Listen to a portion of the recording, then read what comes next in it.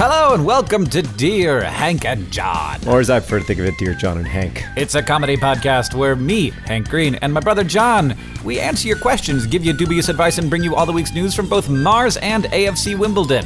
The first thing that I say on this podcast after the intro is, John, how are you doing? I'm doing wonderfully, and I'll tell you why. It's a very simple thing, but it's a huge deal. Hank, for the first time in the history of our podcast, last week we made no major errors. Like we got no correction emails? We got some correction emails from people pointing out that the song "The Devil Went Down to Georgia" is not actually about accountants, but I thought that was clear in context. So I think that we technically no corrections. No flaws, a flawless performance last week from both Hank and John. I can guarantee you one thing. That won't happen again this week. Oh, no, definitely not. We're going to do our best to make as many mistakes as possible. You know, John, I got a correction on Twitter from somebody who said that I mispronounced LaCroix, but in fact I did not, oddly enough. So I also thought that LaCroix was pronounced LaCroix because it's got all of those extra letters in it, so I figured that it was French. But in fact, LaCroix is made in America by the St. Croix River, which is spelled C-R-O-I-X, and is pronounced Croix. So, yep, it's American. It's not French. And they say on the website, it says right there, it's pronounced LaCroix, like enjoy. Apparently. Oh, that's adorable and wonderful news because it means that I get to read an actual short poem today instead of a short poem of correction, which I'm very excited about. All right, do it. All right, Hank, I thought I'd read a little bit of a dark poem, but you know, this is a comedy podcast about death, so here's Complete Destruction by William Carlos Williams. It was an icy day.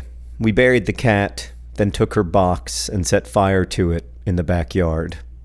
Those fleas that escaped earth and fire died by the cold. Complete Destruction by William Carlos Williams. You know, John, I have some trivia about William Carlos Williams to get us started. I probably know it. Was it that he was a physician and often wrote his poems on prescription pads? Nope.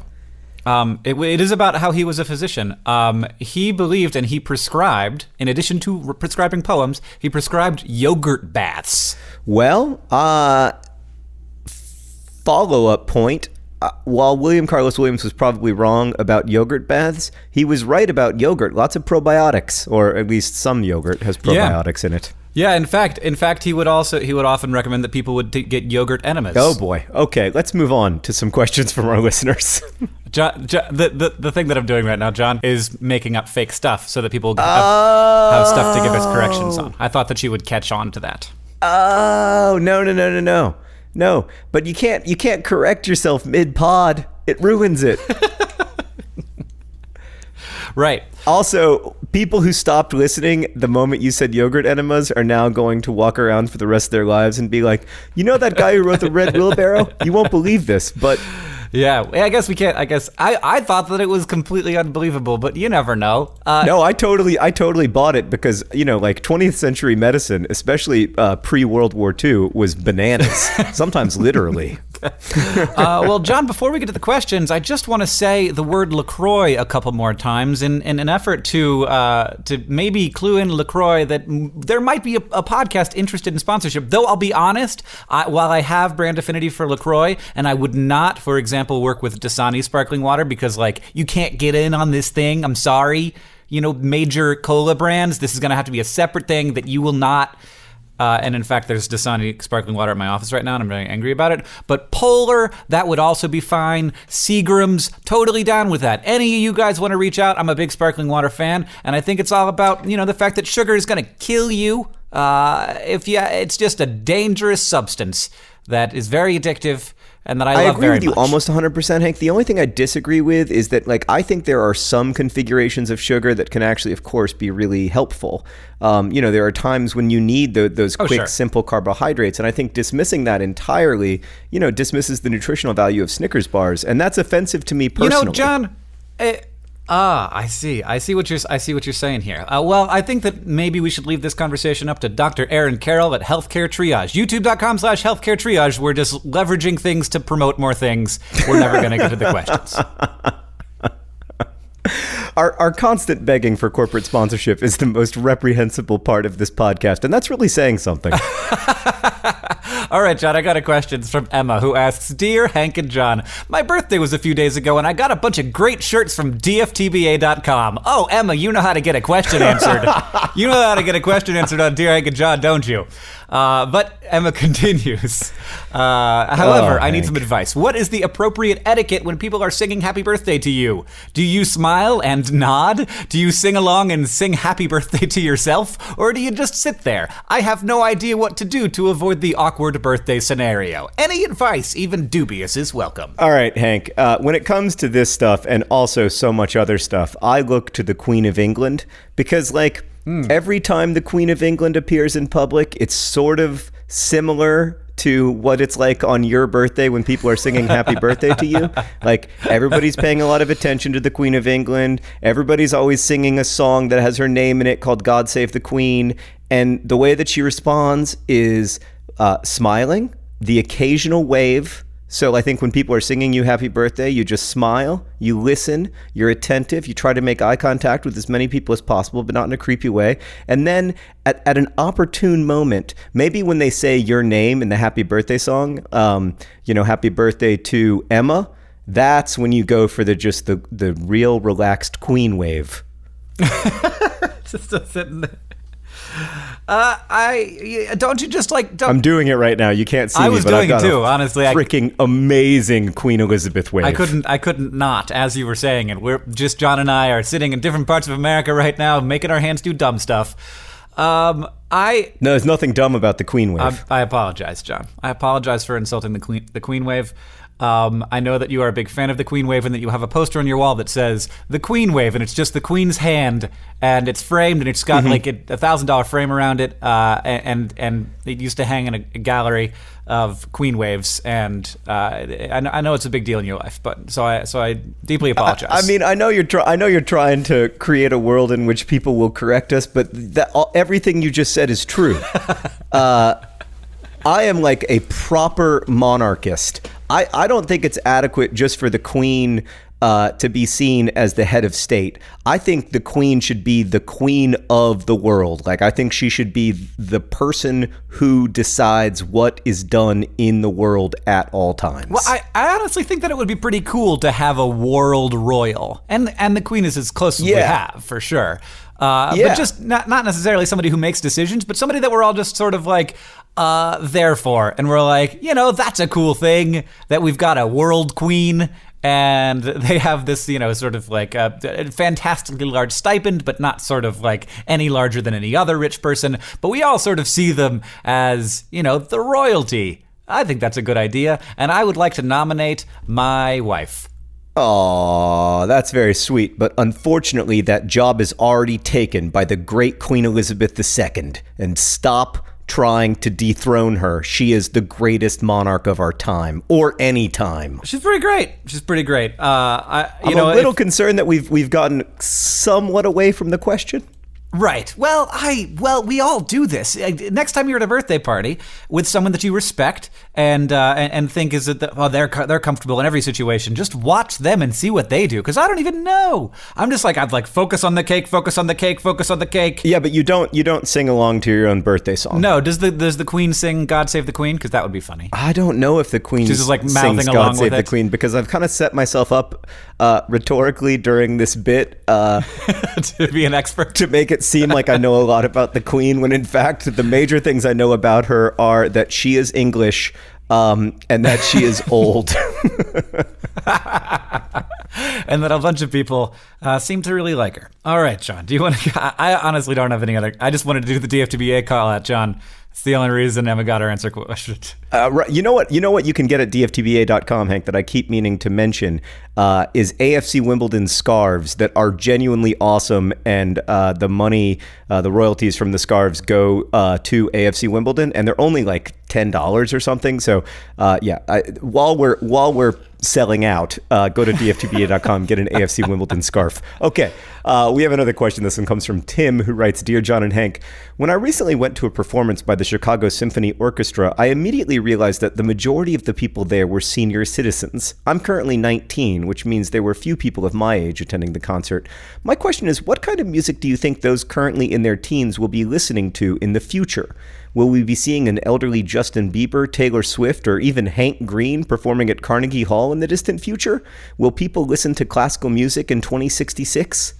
Oh, well, I would be happy to play Carnegie Hall in 2066. And in fact, I would like to reach out to Carnegie Hall right now and say, can I book a date sometime in 2066? Do you have anything available? And is it possible I could lock in a rate right now?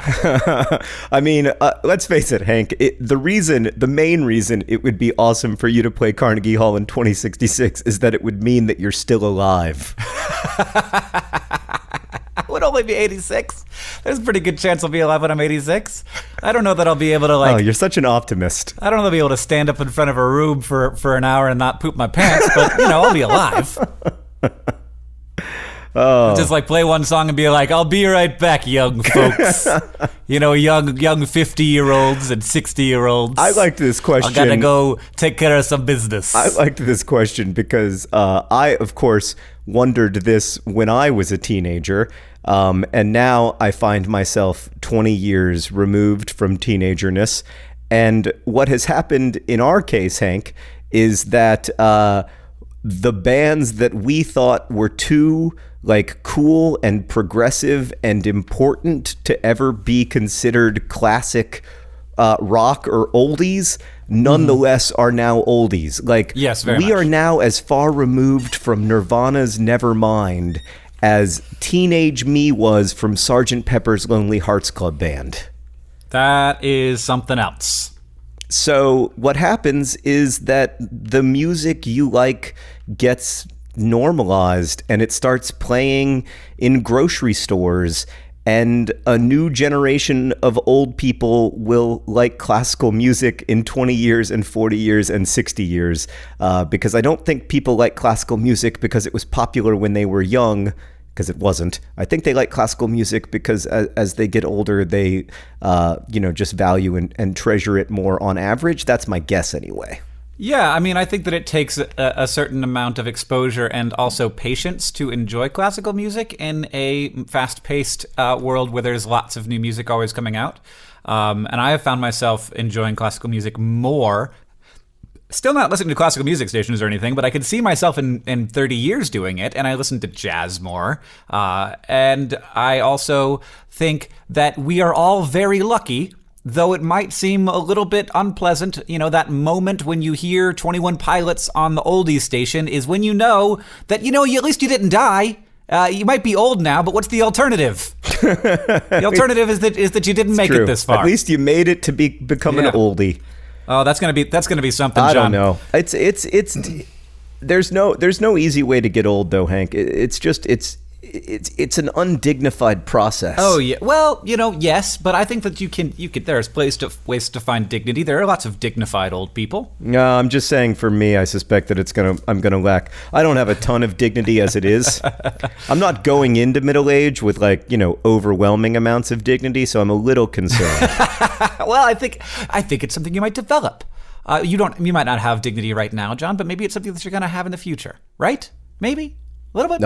I'll keep my fingers crossed. Let's move on to another question. I'll also keep my fingers crossed for your dignity, John. This one is from Haley, who asks, Dear Hank and John, what food group do mushrooms fall into? They don't seem like they would be fruits or vegetables, but then I looked up in the dictionary the definition of a vegetable, and it claims that all plants used as food are vegetables, which would make fruits also vegetables? Basically, I'm very confused and hoping that you can clear some things up for me. What do you think, John? Yeah, no, this is a common question, and the answer, of course, is that mushrooms are not food. That's definitely not true. Oh no, it is. You can eat mushrooms in the same sense that, you can eat Legos if you want to, but it doesn't make it food. The thing that makes mushrooms food is that they contain calories. You could just eat mushrooms and survive. Maybe not forever, but for longer than if you were just eating Legos. I think you could probably live for a few months on Legos. I'd like to see some science on how long you could live on Legos. I think you'd need a new pair of teeth pretty quick, or maybe a new colon.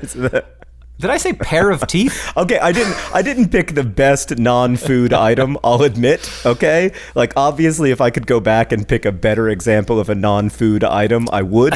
Like, for instance, notebook paper would have been better because that is more easily digestible than Legos. Yeah, you can at least I'm sticking with Legos. Okay, I'm going to say Legos have calories. You could eat them, and they would provide some level of sustenance for some period of time. Well, and that is a hill that I am ready to fight and die on. You know, it depends on the Lego, John. If it's been sitting in a box for a long time and maybe there are some bugs hiding in the little nooks and crannies of the Legos, there may be some calories in Legos. But I think if you water it down enough, it'll get mushy. But let's get back to Haley's question. Hank, are mushrooms vegetables or fruits, or is this all a construct and none of it actually matters? Well, it depends on who you ask. It is, of course, all a construct and none of it really matters, which is, the definition of life on Earth here as a human.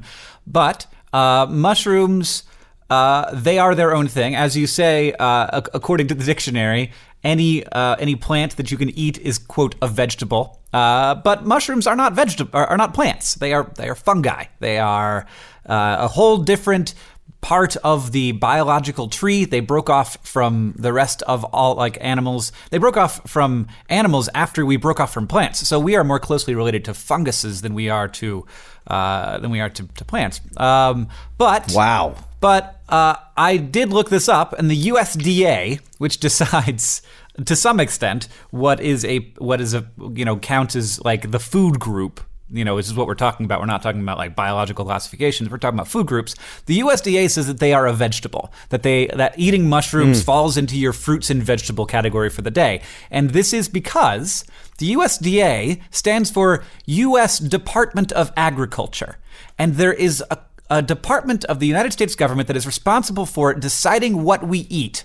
And they do not represent Americans. They represent Americans who grow food. And I think this is extremely strange. That it is basically, this is an organization that is out for basically to cater to the interests of farmers. And they're telling people what to eat, not for the health of the people, but for the health of the agriculture industry. This is very weird. And so they put it, they like things like, you're drinking like orange juice and it tells you that it's a certain number of servings of fruit. Those servings of fruit are about sales of oranges, not about the personal health of the individual. It is ludicrous and something that infuriates me whenever I see people talk about servings of fruits and vegetables. But yes, the fungi are regulated by the USDA, and they were like, put us in there somewhere. People have to have a reason to eat mushrooms, and they go in the fruits and vegetables because they serve a lot of the same purpose. They're healthy, they're low calorie, they have high fiber, and they have a lot of vitamins and minerals. They're very good for you. And in case anyone was wondering, John and I completely disagree about this, and they are delicious. I love mushrooms. God. I don't love all mushrooms. They taste like the dirt from which they came. I'm not a huge fan of those button ones that they slice up on the pizzas. I don't love those ones, but there's so many different kinds of mushrooms with so many different kinds of flavors, and a really great meat alternative as well because they also have a lot of protein. But they're just a great food. They're a great food, and don't diss mushrooms, John. But you can diss the USDA, and I will. I just want to clarify one thing, Hank, which is that not all of the dietary guidelines released by the government are released by the USDA. There are now, for instance, there's the Office of Disease Prevention and Health Promotion, which you can find their dietary guidelines at health.gov. Oh, well, look at you. That feels like a really good corporate sponsor there, John. Health.gov seems like something that we shouldn't be ashamed of. Oh, man, if health.gov would just send me 378 healthy bodies, that would be amazing. Just pop into one, get it really unhealthy, pop into the next one, get that one really unhealthy. Exactly. You got a lot of Snickers bars to go through, John. How'd you eat 378 Snickers bars in 2 days? Well, I'll tell you what the key is: being able to inhabit 14 bodies each day. You need a lot more Snickers bars now that you have 378 human bodies to go through. All right, Hank, I have another question. This one comes from Brendan, who asks, why do eyebrows matter so much to people? I mean, they're literally just little strips of body hair above your eyes, and so many people are obsessed with them. I just don't understand why they matter so much. Hank, you might guess why I wanted to ask this question. It's because lots of people in comments of our YouTube videos are talking about my eyebrows and how they are reportedly thinning, and it's super annoying. And it reminds me that if I were a woman on the internet instead of a man, I would be subjected to constant, endless analyses of my physical body in ways that I would find completely destructive and would make it impossible for me to continue making things on the internet. Yeah,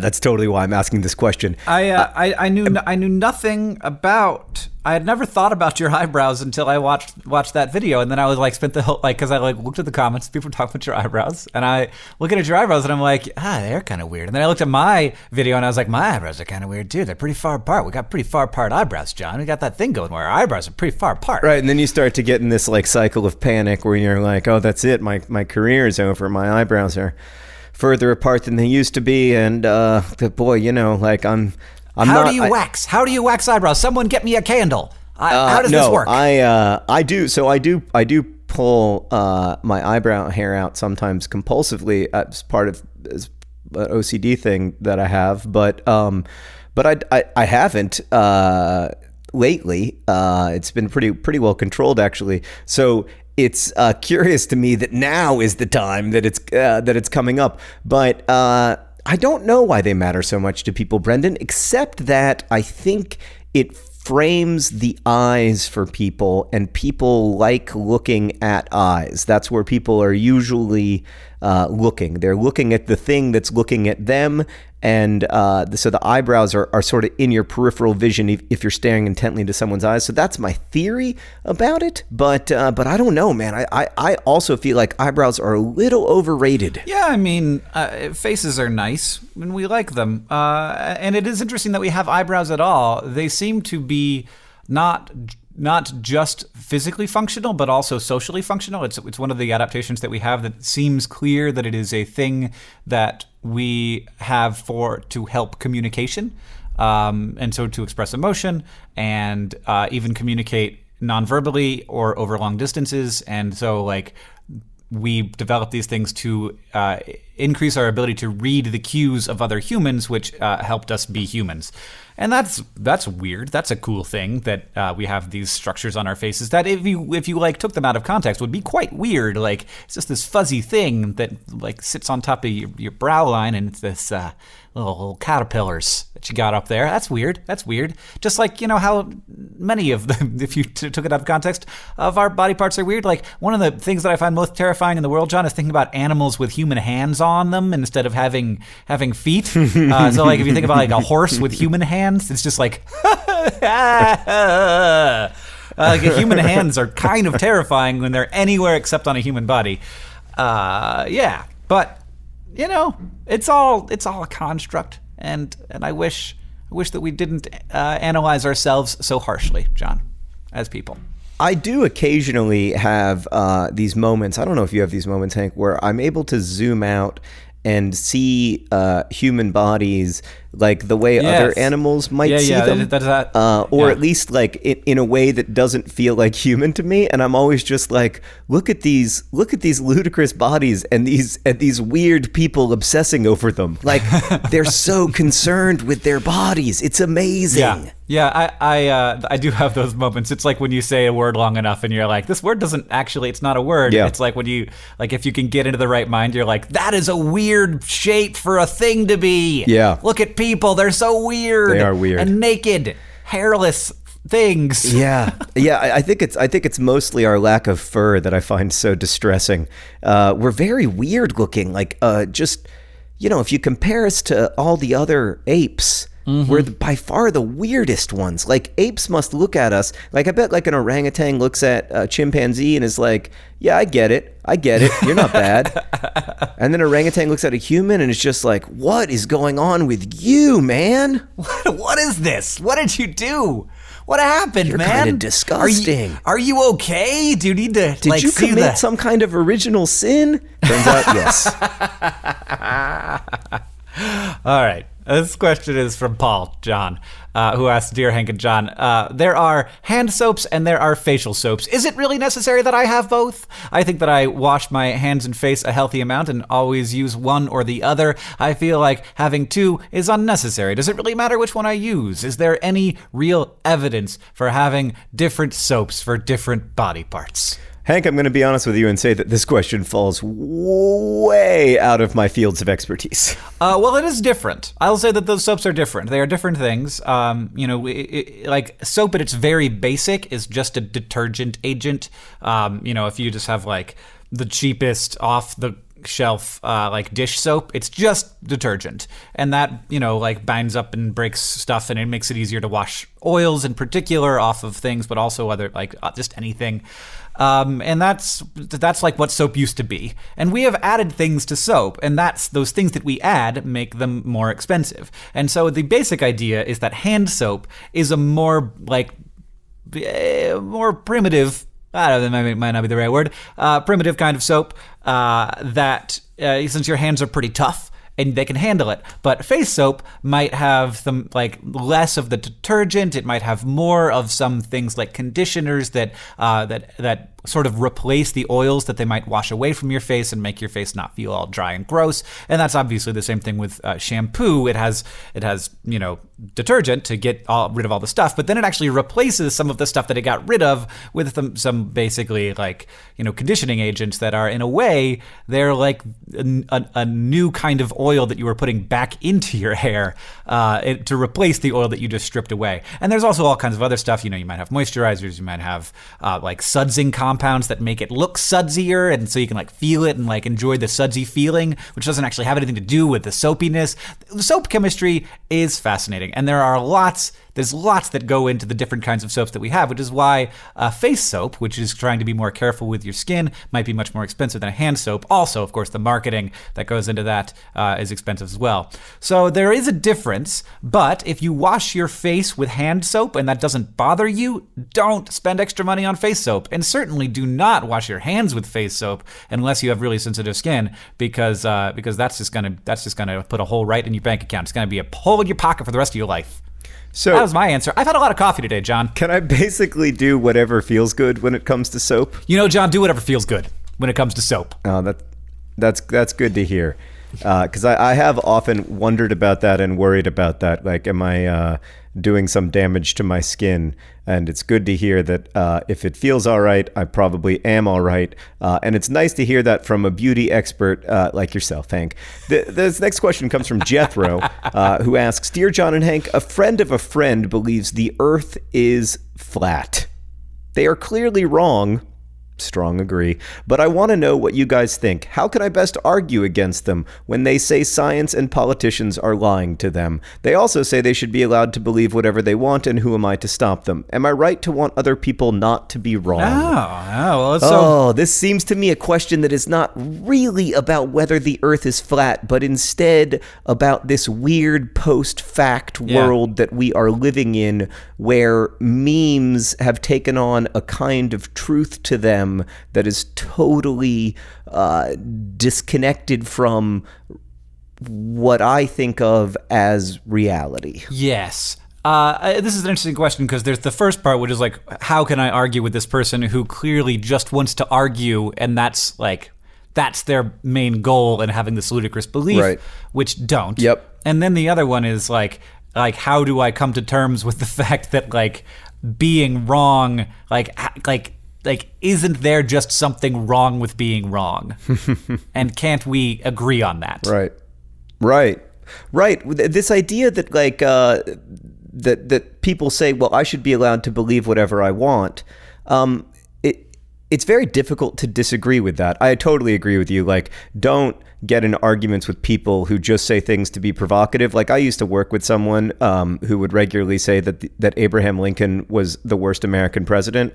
And there's only one reason to say that, right? Which is to try to start an argument. Anytime anybody would bring up the 19th century, they would be like, well, as you know, Abraham Lincoln was the worst American president. and that's just like a dot, dot, dot. And then you have to be like, I mean, he wasn't the worst.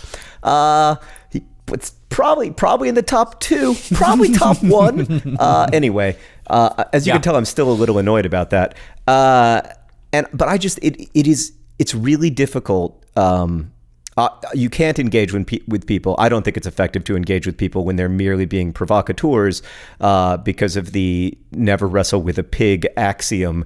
You get dirty and besides the pig likes it. The problem is that we seem to be living in this time where both wrestling with the pig and not wrestling with the pig are equally ineffective. And I feel totally powerless and clueless about how we're supposed to be proceeding as people who believe in science and people who believe in facts. And I just feel like we've become unmoored from what I think of as like fundamental reality, and it freaks me out, and I don't know what to do about it. Yeah, I mean, there's this great thing that happened called the Enlightenment, where we kind of all finally agreed that there was a way to get to objective knowledge and had a path to that. And it's almost like that there's, at the moment, some kind of anti-enlightenment happening.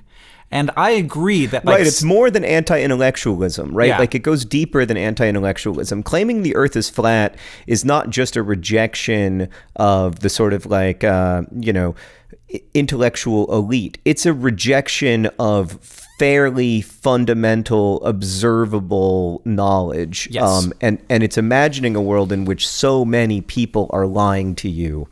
That's what seems so weird to me about it. Yeah, well, I mean, the thing, like, flat earthers honestly don't bother me because there aren't very many of them, and it's clearly ludicrous, but like the people who deny the existence of global warming bother me. Like that, right? That, it's just like, this is a thing that we are going to have to deal with as a species, and the longer we argue about whether it exists, the less we're going to be able to do.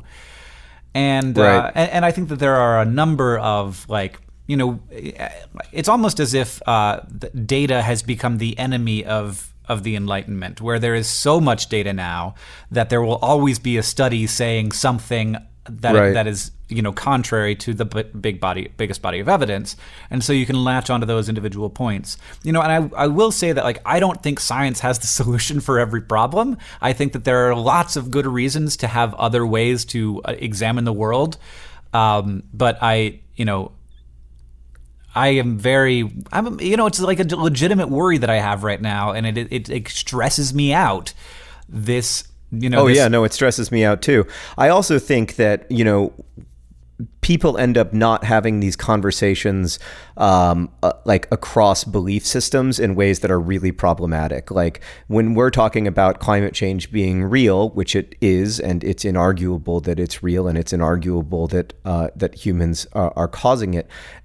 We are 95% preaching to the choir, right? Like we are so siloed. One of the shocking responses to the Nerdfighter census, at least to me, is that there, are tens of thousands of people who filled out this census. And in the question, who do you plan to vote for president? Hillary Clinton is overwhelmingly in first place. Gary Johnson is in second place. Jill Stein is in third place. And Donald Trump got 4% support so far. Yeah, and that's from within people who identify as nerd fighters.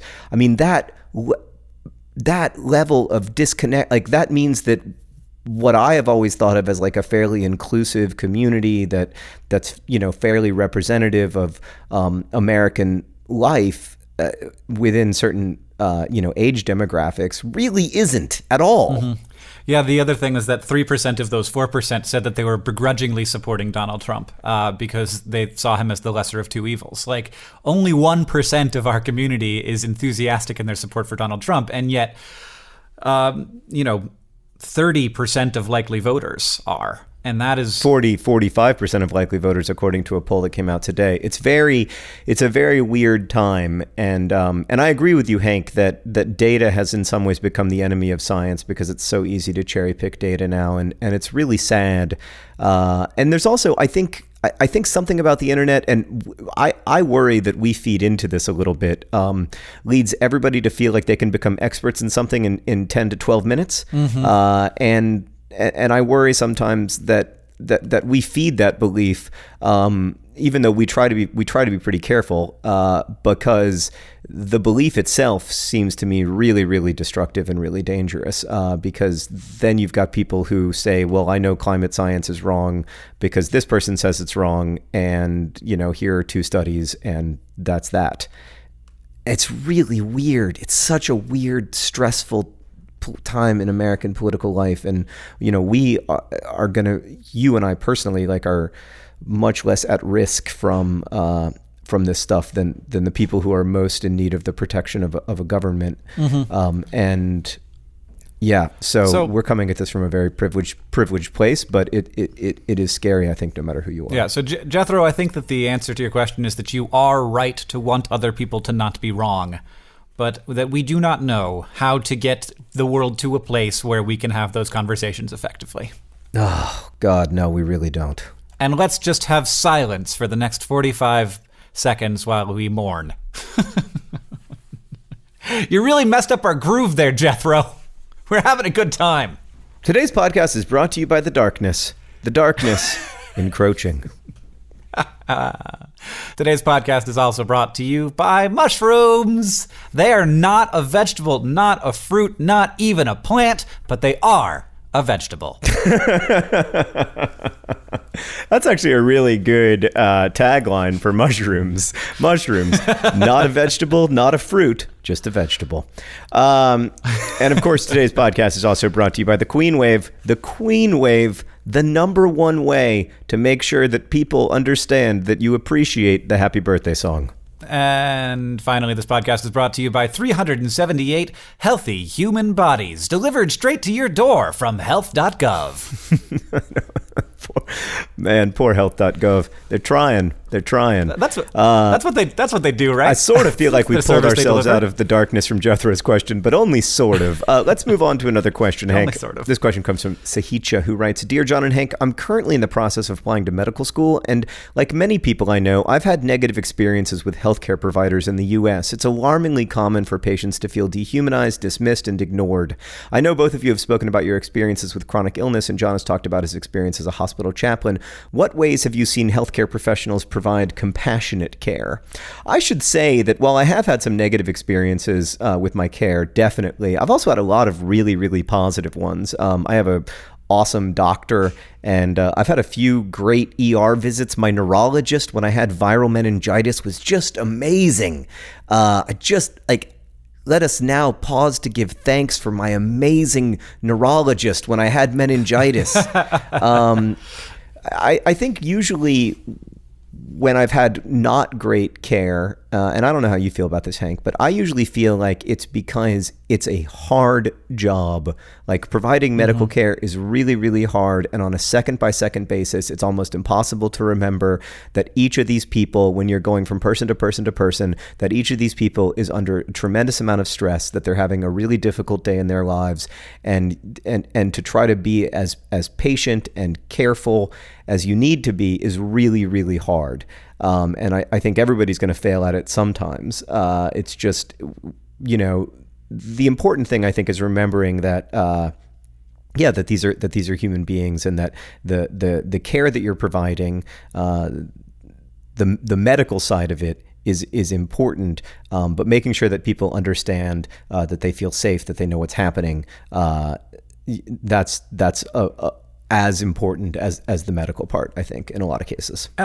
And I feel like, I don't know if this is accurate, but like in my experience with doctors, I feel like there is training that goes on to help them with this stuff, that to get better at it and to yeah, but it's not always adequate training. Like I remember when I was a hospital chaplain, I remember a doctor like pulled me out of a room with a family, and she was a very young doctor, and she was like, I can't do this. And I was like, excuse me? And she was like, I can't talk to them right now. And I was like, what do you mean? She was like, can you just tell them? And I was like, no. Like, no. Yeah, I'm not a doctor. I'm just the I was thing. like, I literally can't because of the law. Like, we're gonna have Yeah, we're gonna have to man up and do this together.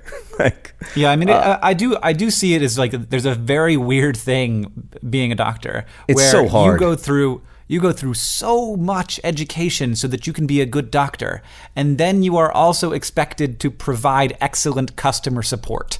And those are different skill sets, and it can often be like, did I spend all of this time becoming this like a doctor in order to get yelled at by someone because I made a mistake, which I'm gonna do sometimes. Right. Yeah. There's the organic chemistry side of being a doctor or any healthcare professional, really, and then there's the side where you just I mean, that stuff is so stressful.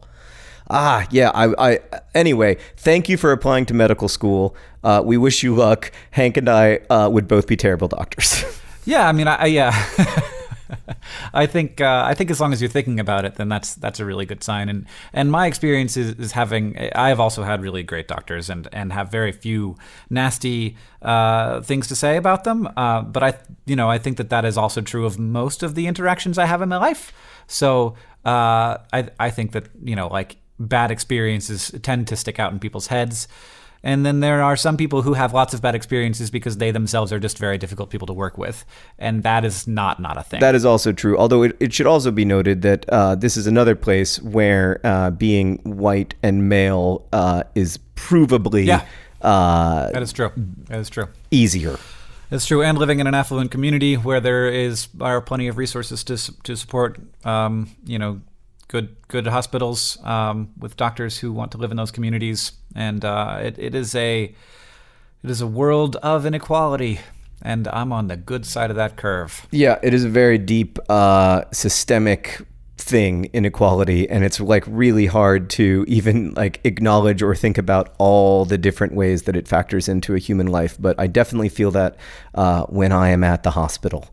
I definitely feel aware of it when I'm at the hospital. Hank, I wanted to get to one last question because it's just very important before we get to the all-important news from Mars and AFC Wimbledon. This question comes from Sarah, and she writes, Dear John and Hank, over the years, I've participated in many activities and sports that make me feel nervous prior to the activities, and along with feeling nervous, I always have to poop. It's not just the gut-clenching feeling. I'll actually have to make a trip to the bathroom. Several of my friends have also agreed that they get the nervous poops prior to an event, so I was wondering if you knew why this is.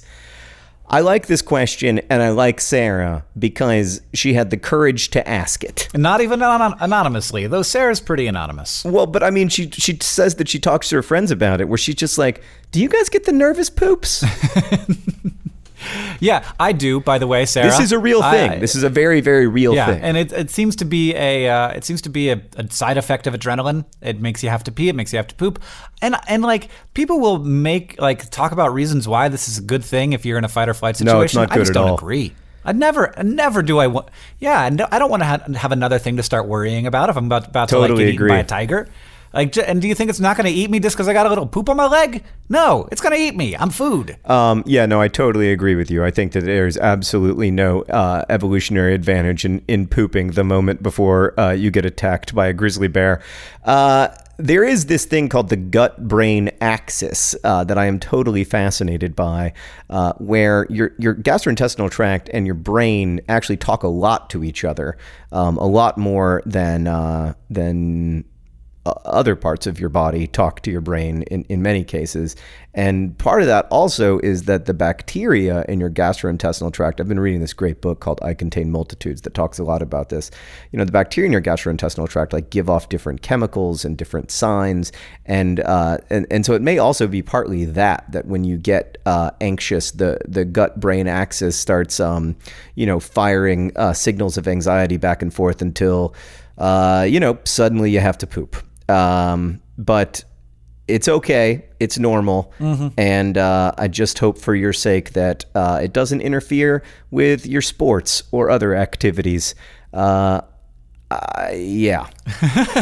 The traditional medical explanation for this is that you when adrenaline starts running, your body moves resources away from your core and into your limbs, which are necessary for fighting and running and stuff. And also that's good for sports. But and that means that it is moving resources away from your digestive system, and it might think like, oh, like let's just abandon all of this and maybe things relax. But also there's some amount, I think, of cramping that happens. So it's not just like that all your sphincters relax. It's also that like there's like some peristalsis waves of muscle contractions going down your colon being like, okay, let's empty this out because we're not going to deal with it. We don't want to deal with this right now. We want to deal with other things. There's going to be other things to deal with. So let's just stop digesting right now, get rid of everything in the digestive system and not worry about that. You're making me a little nervous just by talking about this. Do you not like the word peristalsis? Because I love it. Such a fun word. That might be the problem. It's more that I don't like imagining. I don't really like imagining what's happening on the inside of me very much. I find it deeply threatening to my sense of self. I have to have. So with that said, let's move on to the news from Mars and AFC Wimbledon. Hank, what's the news from Mars this week? All right. I don't know if you've seen, if you follow me on Twitter or Tumblr, you probably have. Curiosity has sent back some images as it has begun to traverse away from the ancient lake bed that it has been hanging out in into the mountains surrounding that lake bed. And as it has done that, the topography has become much more interesting and much cooler. And the photographs that it's sending back have been gorgeous. And they just released a few of these that they did some good post-production on, showing not just, really cool geographic landscapes and like some vistas and, like basically it looks a lot like sort of old like 1870s photographs of the American Southwest, but also that they're like taking close-up shots of cliff faces that are very clearly layer after layer after layer, like hundreds of layers of sediment laid down, likely either in a lake-like situation or in a stream situation. And that just, it isn't like, the more time we spend on Mars, the more it's like, oh, we thought that this was, a place where there's no water, no life. But for a long time, there was a lot of water on the surface of Mars. And the more time we spend there, the more we see it. And also that, like, what that leads to is, scientific interest for sure, but also like the action of water in a geological system is also just aesthetically really pleasing. And even after that water has been gone for a long, long time, the forms that were left by that water spending time on the surface of the planet doing cool things remains just beautiful. And so, like, as much as this news is not about the science of Mars, it's just about the aesthetics of Mars, I think everybody should look at those pictures because it's wonderful. It's wonderful to have such a high quality set of imaging systems on the surface of Mars right now, and also in such a geographically diverse and interesting place on the surface of Mars as well. Well, I have to say that I completely agree with you about how aesthetically beautiful it is to see the remnants of water's work on Earth or stone. So for once, I'm pretty psyched to check out these Mars pictures, but I will emphasize that it's easy to take them without putting any human beings on Mars, at least until 2028 or later. And there's an article in the Wall Street Journal right now that compares these photographs to photographs from Timothy H. O'Sullivan, the 19th century photographer. He might also have been a philosopher. Aren't all photographers philosophers of a kind? Well, the news from AFC Wimbledon, somewhat less aesthetically beautiful. Heartbreaking, gut-wrenching 3-2 loss to Sheffield United last week. Some encouraging news. This new player, Dom Polion, scored a goal. Tom Elliott came on in the second half and scored a goal. But the Dons defense continues to let in too many goals and playing from behind too often, giving up leads too often. We've found all the major ways to lose. And right now, not at the very bottom where we were after the first couple games. So I guess that's good news. But with 5 points after 7 games, AFC Wimbledon are 21st, which is the last relegation spot, or the first relegation spot. So if the season were to end today, they would be relegated back to League Two. Side note, a semi-related thing that will be of some interest to AFC Wimbledon fans. The franchise, currently playing in Milton Keynes, has played 7 games and has only 8 points. so is currently sitting in 15th place in League One, not too terribly far from AFC Wimbledon. Swindon Town, a team that used to play FIFA as for a long time, is in 16th, also having a difficult season in League One. So it's been, it's been a long 7 games, but hopefully, I don't know. Yeah, we'll see. The season is long. I get to go to a game soon. I'm excited about that. Good. I'm also excited about that, and the chances of it being a really fantastic experience, though, John, seem low. Oh, wait, what's that? I'm just saying that, you're probably going to go watch your team lose, and I'm sorry. Oh, yeah. I mean, statistically, that is probably what's going to happen. But you never know. Anything is possible. And I'm going to keep my fingers crossed. All right. Well, John, thank you for the news from AFC Wimbledon. What did we learn today? We learned that Abraham Lincoln was America's worst president is the kind of thing that you say if you want to start an argument. We learned that humans are ugly, naked apes because of original sin. I don't think that's actually what we learned. We learned that old people will always like classical music. And we learned that, of course, William Carlos Williams was a big proponent of taking baths in yogurt, warm yogurt, big tubs full of yogurt. And I'm totally not making that up at all. It seems very plausible to me. Thanks for listening. Hank, thank you for podding with me. You can email us at hankandjohn@gmail.com. You can also follow us on Patreon or support the podcast directly on Patreon at patreon.com/dearhankandjohn. Again, our email address is hankandjohn@gmail.com. Nicholas Jenkins edits our podcast. Rosianna Halse-Rojas helps out with questions. Our theme music is by Gunnarolla. I'm John Green on Twitter. Hank is Hank Green on Twitter. If you want to say hi to us there, you can also use the hashtag #DearHankandJohn. We get some questions that way. Thank you again for listening. And as we say in our hometown... Wait. Also, starting this week, we have Victoria Bongiorno, who is running Dear Hank and John, helping out with the Patreon and with social media stuff, and also various other things. Taking over for Claudia is Victoria. Hello, Victoria. Thank you, Victoria. Welcome. I apologize for missing your name in your very first week on the job. And, as they say in our hometown, don't forget to be awesome.